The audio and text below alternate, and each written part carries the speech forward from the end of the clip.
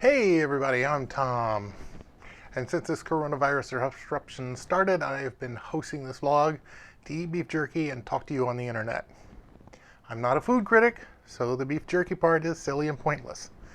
But this vlog has let me explore some fun ideas with you, especially regarding game design, and I plan to keep doing it. So today is the 8th of February 2021. Wow. We are well and truly into 2021, for better or worse. And for better, I think, simply because every single day we're getting closer to mass vaccinations. In fact, I just heard that for the second straight day, America had been vaccinating over 2 million people a day. And that's amazing. If you just do the very basic math, and it's not real, but it's basic math, that means that we have another 5 months to go before everyone is vaccinated, more or less. And that's terribly exciting because so far the vaccines seem to be working essentially beyond anyone's wildest dreams. And they got here really, really quickly for a vaccine. So, whoever's, whatever the reason is, and whoever gets the credit or the blame, I don't care. I'm just glad that people are getting vaccinated so that we can all stay safe and healthy. This happens to be episode number 59, so the next episode will be number 60. Not that we've done a lot of super partying and amazing things on this silly beef jerky channel, but maybe we'll do something. I don't know. This is not a bad episode though. I would like to talk a little bit more, and I'd like to mix this up a little bit, and it's because Adam Para, the man who's always on the case replying to my videos on YouTube, had a lot to say. So I'm going to actually split up what he had a lot to say because it jives with a lot of what I have to say, and it'll all work out. And normally I leave comments till the end of the video, but I'm going to mix it up this time. And one of the things Adam had to say was, my elderly parents are scheduled to get vaccinated later this month. I'm excited for that. I can't wait to get mine. You and me both, Adam. I think that, I've got relatives in Houston who have already been vaccinated, including young relatives in Houston who have already been vaccinated. And I've got, I think my father-in-law has been vaccinated, but my mother-in-law has not. Not yet. And it goes to, it's of course about the fact that we have a 50-state strategy. There was no national strategy aside from make a bunch of vaccines and send them in the mail. So what happens in Texas is not what happens in New England, is not what happens in California, is not what happens in, here in Ohio. But in general, people are getting their shots, and that's very exciting. And of course, everybody agrees, heck yeah, let's get the parents vaccinated first. Of course, let's get the elderly and the sick and the people who really need it, the frontline workers. I don't think anybody gripes about that. Everybody can wait their turn, and eventually we will all get vaccinated. What's interesting, of course, is that all the vaccines around the world seem to have the same kind of thing going on. You get the shot.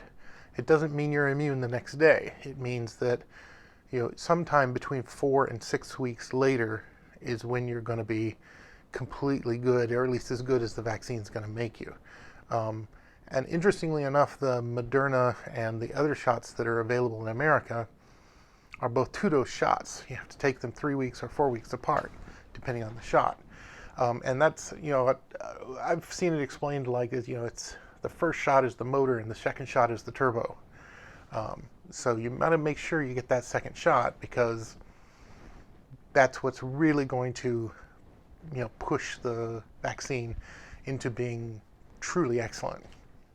Having said that, there's a lot of evidence that even one shot of the vaccine, even in early days, protects people more than they would. And there's a lot of other interesting medical science that's coming out that's very exciting. There's an Israeli cancer drug that seems to be strangely powerfully effective against COVID. I had also heard that even though hydroxychloroquine didn't seem to be a drug that panned out as a useful drug against COVID, there are other drugs like colchicine, which is an old widely available anti-gout drug, seems to have some good effects regarding COVID. So bottom line, folks, is we all need to get our vaccines, but in general, nothing has changed beyond the basic rule that the later we get this COVID disease, the better off we're going to be, individually and as a nation and a species. So look up and cheer up. You know, it's all good news. It's all positive. Yes, people are still getting sick and dying, but we're doing it. We're fixing it. We're on the path, and the light of the tunnel is quite bright at this point.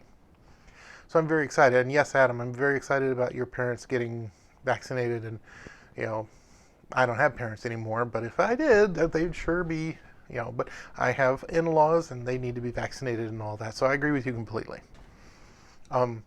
Okay, I want to show you a video game picture as usual, but this gets back to what Adam was saying. Adam also posts in his reply, he says, "What can you tell us about Artemis 3.0? I can tell you a lot. I know Armada will not be till 2020. That's the yearly convention for the Artemis game. And you have plans on releasing it before then, releasing the game. What operating system will it run on? How will it be different from the current version? Can you give us a spoiler hint?" Question mark, question mark, question mark. I know you're excited about Adam, and I'm excited too, because I'm the one working on it right now.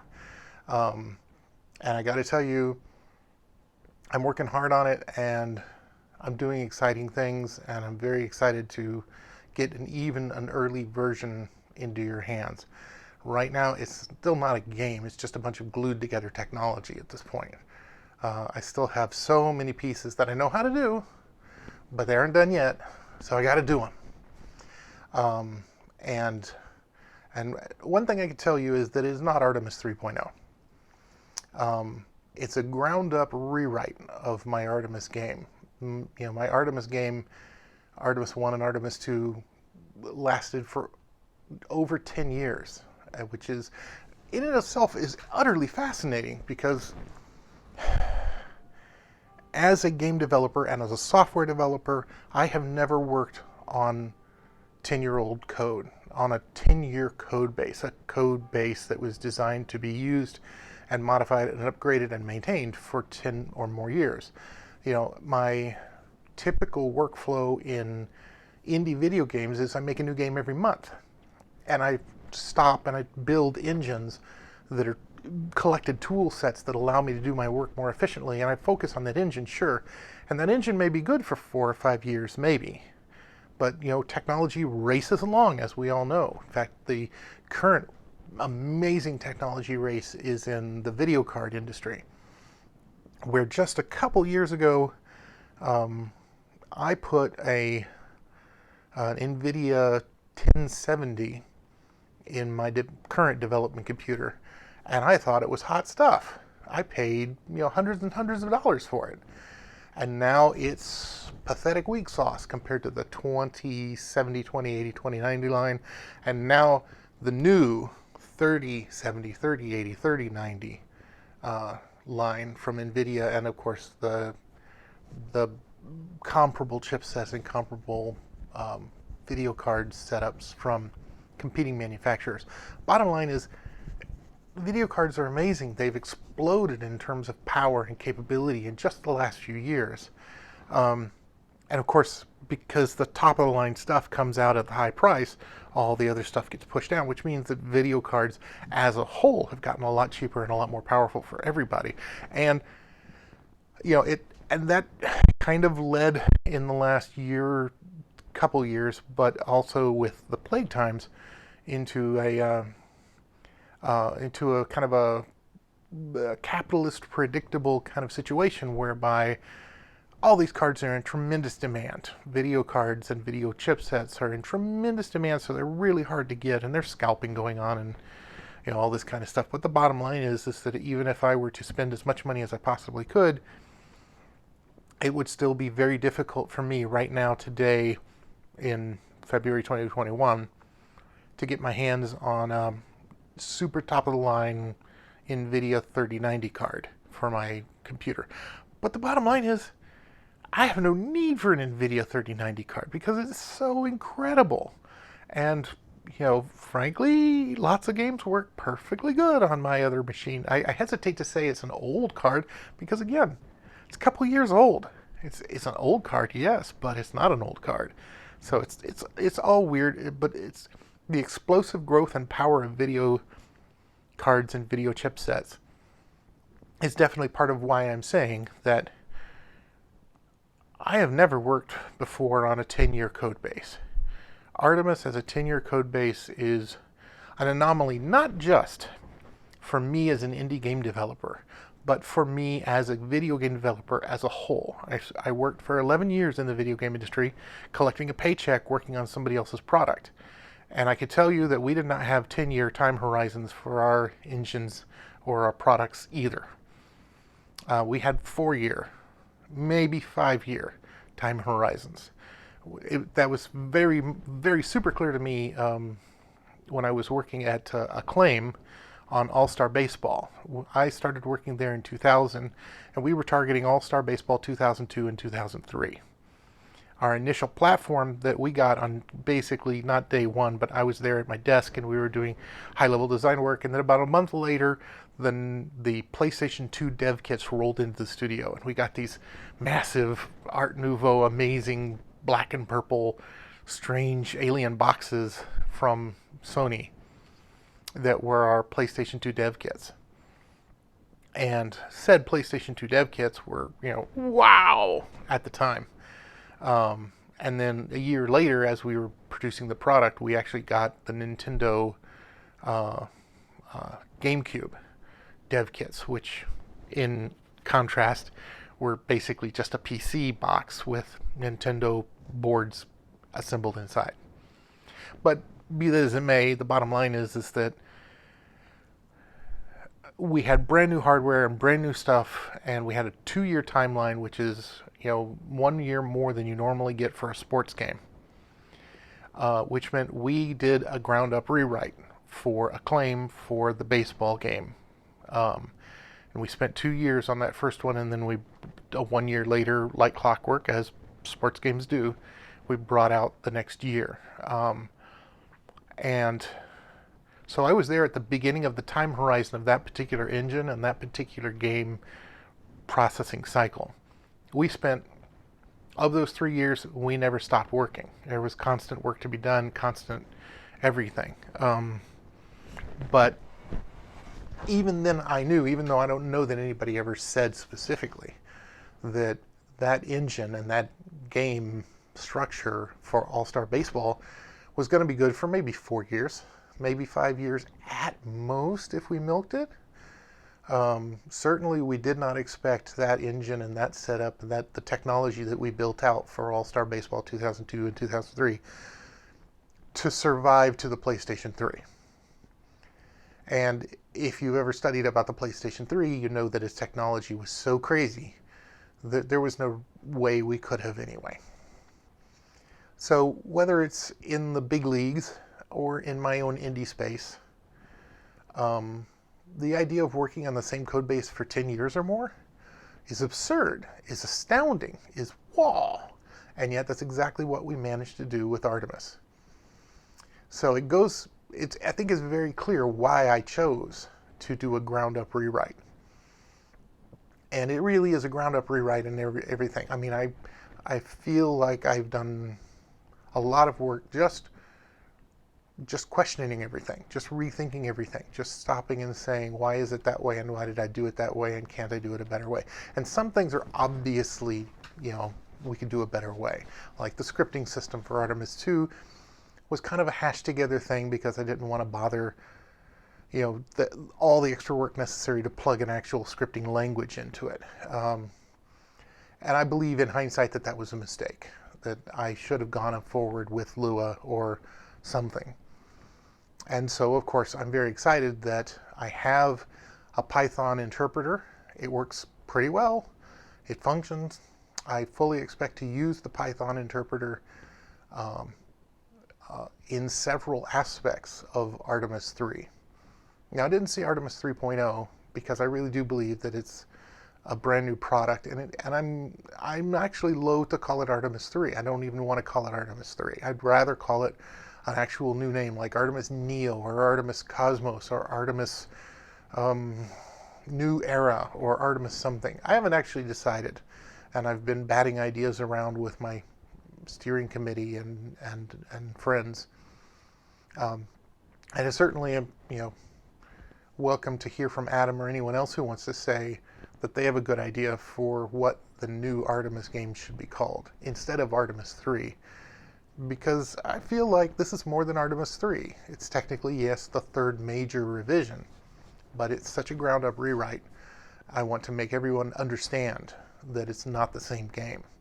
I'm going to try and make it the same game in terms of fun and utility and how you play, but definitely under the hood, it's not the same game.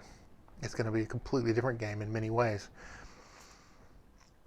So I wanted to talk about that. Adam also mentioned that Armada will not be until 2022.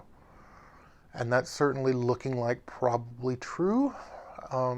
It pains me to say that because the yearly convention that we have had for Artemis has been joyous.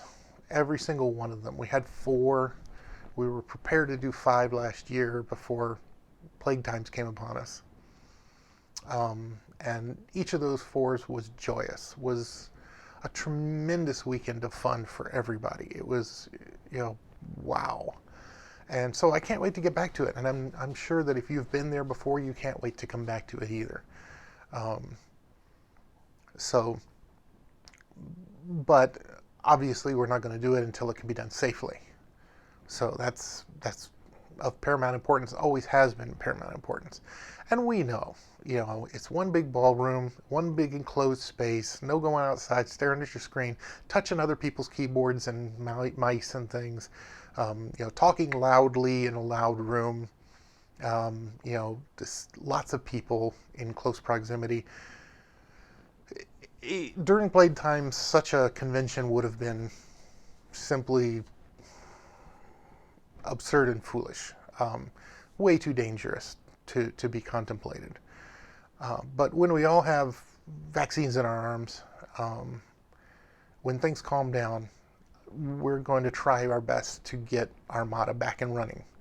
And I'm not sure if that means April of 2022. We may be able to find a way to do it faster. I'm not sure. I'm also a little worried because we're not the only ones who have been hampered by this, by these plague times. Basically, everybody who wanted to do a wedding reception or some other thing have put their plans on hold too. So by the time we get back to trying to find a ballroom, I'm worried we may not be able to find a ballroom. But I'm on the case. I still have a con committee, and we're going to be working on it, as much as we can. And Adam says that, plan on releasing Artemis 3 before 2022. It's hard to say, but, because it's still, all I've got right now is a bunch of technology flying in close formation.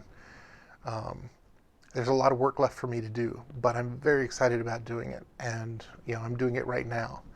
Adam says, what operating system will it run on? Well, right now, of course, I'm building it on the PC, a Windows DirectX platform. The old Artemis was never ever designed for platform agility. It was never designed to be portable.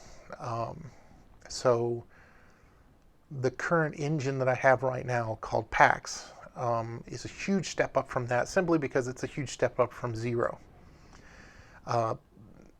I think PAX is fairly well designed for platform agility. In other words, should be fairly straightforward for me or somebody else to port it to the Apple, port it to a mobile device or whatever. But I haven't tried it yet, so I'm not exactly sure. But my overall intent, yes, is not to not to leave it only on the PC. There's too many fans on too many other platforms to not have it on other platforms. Having said that, while I'm excited about bringing out Artemis on other platforms, I think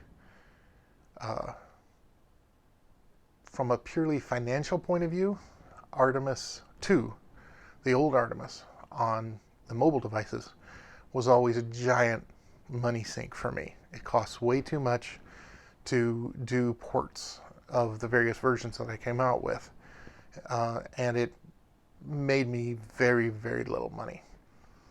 And going forward, we're going to have to look at that. What does that mean? Does that mean, I certainly hope that ports will get cheaper because of the architectural difference. But I also think it's possible that we might think carefully about what the price point is on mobile devices, or how we synchronize the mobile device versions with the PC version going forward. It's something that I still have to wrestle with. So right now, short term, when you first see it and when you get your hands on it, Artemis 3 will be on PC. It says, how will it be different from the current version? In every way except the ways that count, which is playing it and having fun and blowing up enemies. Can you give us a spoiler hint? Sure can, Adam. I would like to share with you now this picture. I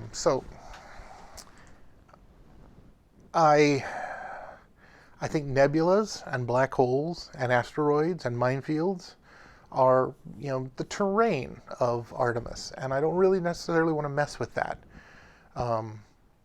But I have never been super happy with how I implemented nebulas in Artemis 2. They were basically a bunch of so-called billboarded particles and flying in close formation. And I never thought that they were all that pretty, and they certainly were not efficient from a programmer point of view. In fact, a lot of the things I did in Artemis 2 were not the least bit efficient. And again, I didn't think that the nebulas in Artemis 2 were as pretty as they could be. And about a month ago, I found online a shader from a website called Shader Toy, which just shows you graphical 3D shaders. Shaders are programs that are usually graphical and that run entirely on the graphics card of the computer. So they run very fast, and they're all about drawing pretty pictures. And that particular shader showed me a nebula that was beautiful, and I immediately said, oh my gosh, that nebula is the kind of nebula I want in my Artemis 3 game. So I contacted the guy who made it, a guy named Wes Bacanay, and he was very positive about it. He said, yeah, that's mine. And I said, well, could you make a nebula like that for my Artemis game? And he said, I'll bet I could. And I said, well, I can pay you some money. And he said, well, I would like to accept your money. And there it goes. So now currently Wes and I are working together, remotely, of course. He's in Florida, to make beautiful nebulas for my Artemis 3 game. And this picture that you see in front of you is a test picture that he sent me in the last couple days. So this is very recent work. Yes, he's managing to actually put his beautiful nebulas into my current Artemis 3 engine, which I could not be happier about. We're working well together, and if you want a spoiler hint, well, I could tell you right now that the particular technical way that Wes has been building these nebulas has been something called volumetric shaders. And the specific volume is kind of a sphere. And some spheres are easier or harder than others. Nebulas are kind of difficult because of the complexity of the mathematical calculations of how light travels through and the colors and things. However, Wes was quick to point out that planets, not so much. So he actually is going to give me planets as well as nebulas. Planets have never really factored into Artemis before. But I can tell you as a cool spoiler is, yeah, we're going to have planets in Artemis 3. My thinking is, of course, they're not in the game yet. They're just, a graphical demo that I have seen work in my code. But eventually, I think planets in Artemis 3 will be a bit like black holes. They will be big, but they won't be very big. They won't be gigantic, and it won't take you 2 hours to drive from one side to the other. They'll basically be super asteroids. And you can crash into them, and you might be able to send and receive messages through comms to the planets.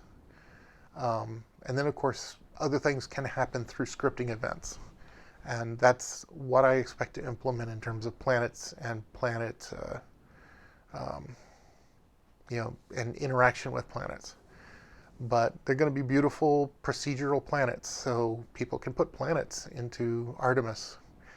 That's definitely the spoiler that I'm giving you now, as well as, of course, these beautiful nebulas that Wes is making for me and that I'm terribly excited about, and that I'm paying him to do for me because he's got the math. Whew, you wouldn't believe how much math there is in these nebulas. All right. So yeah, Artemis work is going along great. If you're interested, and I know you are, in the the nitty-gritty details of my development of Artemis 3, the best thing you can do is join the forums off my website. I know, Adam, you already have, because that's where I'm posting solicitations for community feedback on the various ideas and the various aspects of Artemis 3 that are going on. And I'll continue to do that, and I'll also be posting messages about early tests and early versions. So that's where to go if you really want to be plugged into early Artemis 3 development, which is going on right now. And that's where we are. Me working with Wes on beautiful nebulas and incidentally planets. Lots more to do than just nebulas and planets, but we're working, and it's very exciting. Okay, so this here in this show is really about beef jerky, right? So let's get to the main course. And this main course this time is actually brought to you by my lovely wife, who decided out of the blue to go online and find me some vegan jerky. We have never had vegan jerky on this channel before. We're going to. I've got it right here. Why don't we give it a try? This is perfect pepperoni Lousiville Vegan Jerky.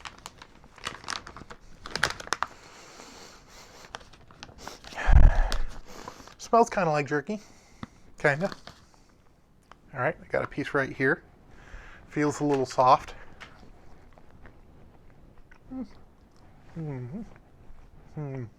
Hmm. Hmm. Hmm. Hmm. Hmm. Hmm. Okay, well, for something that's not meat, they've found about 60% of the texture of meat. I would say they've gotten a texture that's very, very close to grilled chicken. Doesn't at all have the fibrous texture of jerky, but yeah. The taste, I don't know. It says perfect pepperoni. If I just tasted this as pepperoni on a pizza, I would say it's not perfect. No, it's just strange. It's got a very strange, and maybe that's it. I mean, it's vegan, so they're meeting me as far as they can, and I'm like, no, not far enough. Ooh. Whew. It's not particularly hot, but not particularly cool either. It's distinctive. I don't think I've ever eaten anything that tastes quite like this. A real thing with authentic herbs and spices that transport your taste buds. Transported my taste buds, but I think it transported them into the swamp. Yeah, it says it's mostly textured soy protein. And I don't generally dislike soy. I get that, it's got a little bit of a beanie aftertaste, but other than that, it's whatever taste you want to make it. Yeah. If I want to be really uncharitable, I'm afraid this actually smells mostly like a pet snack. Sorry.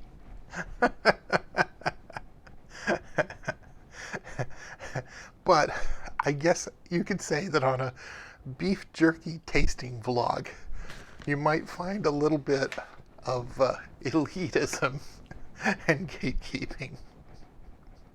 Well,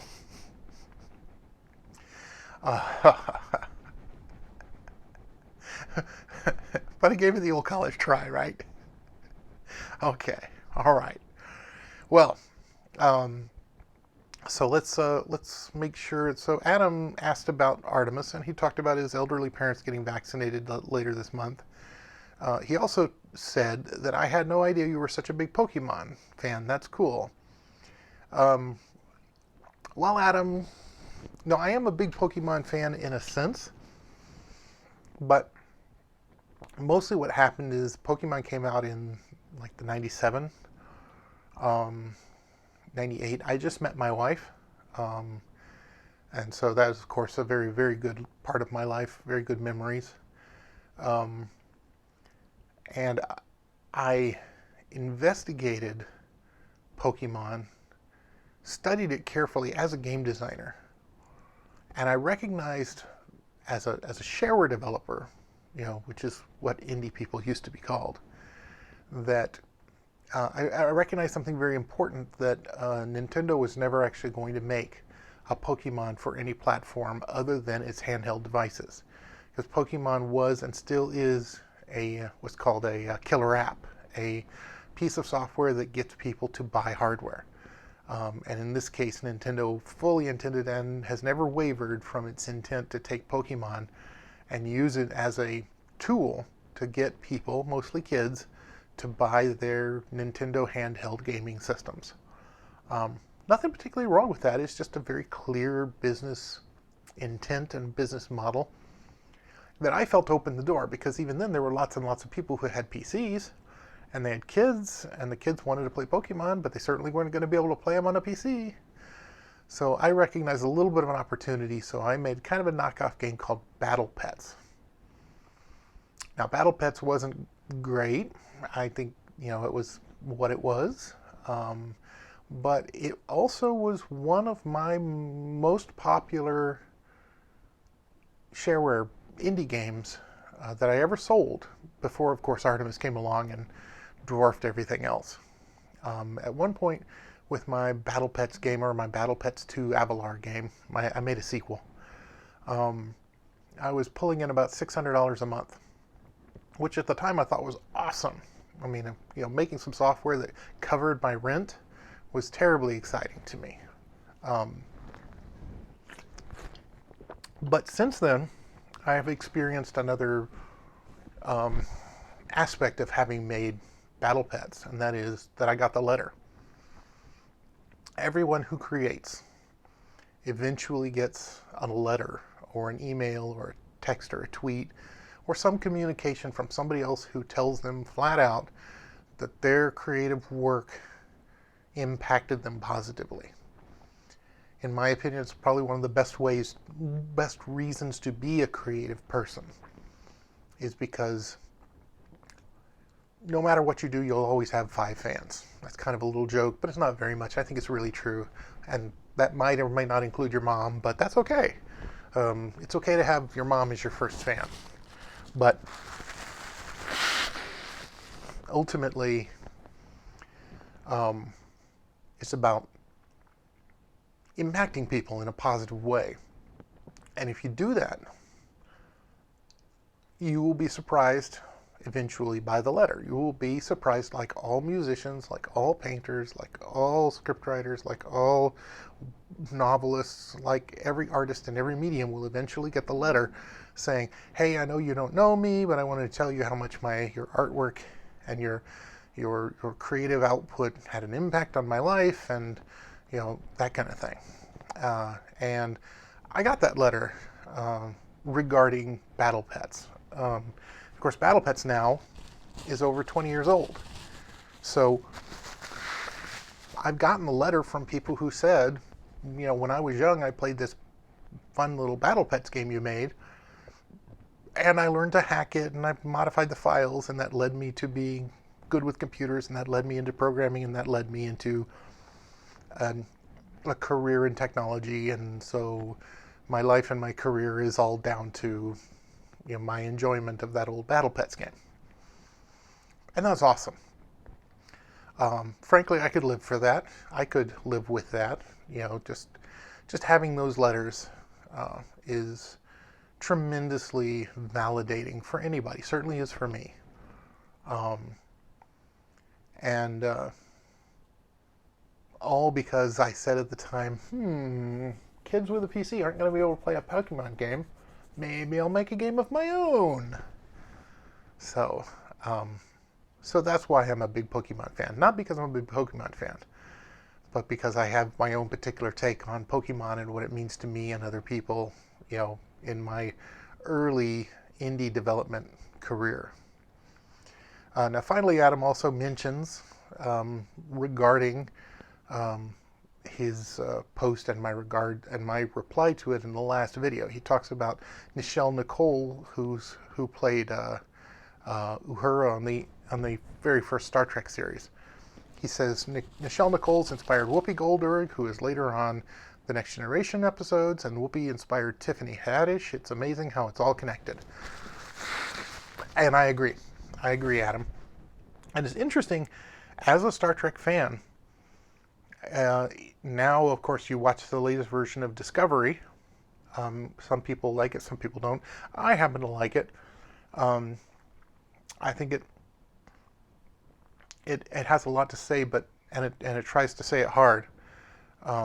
But also, if you look at the Talking Trek or Trek After Party or whatever that Will Wheaton posts and hosts on the same channel, you'll find that the new Star Trek, the Star Trek Discovery, they're very cognizant of how it's all connected. They're very cognizant of how all these people are fans of people who used to play on Star Trek, and how much Star Trek means to young people, and how much the older Star Trek meant to them. And so it's amazing how it's all connected is a profound theme, I think, not just of Star Trek as a whole, but the Discovery shows that are on now are all constant callbacks and constant feedback. And I even have fun with that animated show Lower Decks.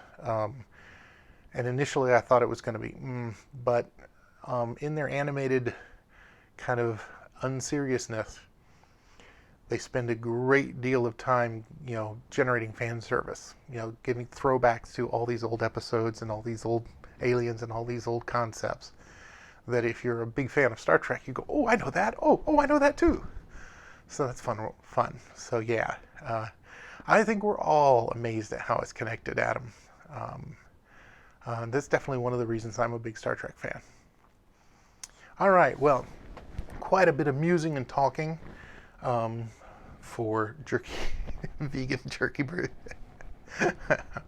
And I really appreciate you being with me for it. So let's try to do a fun episode, the 60th episode, next time. And I hope to see you there.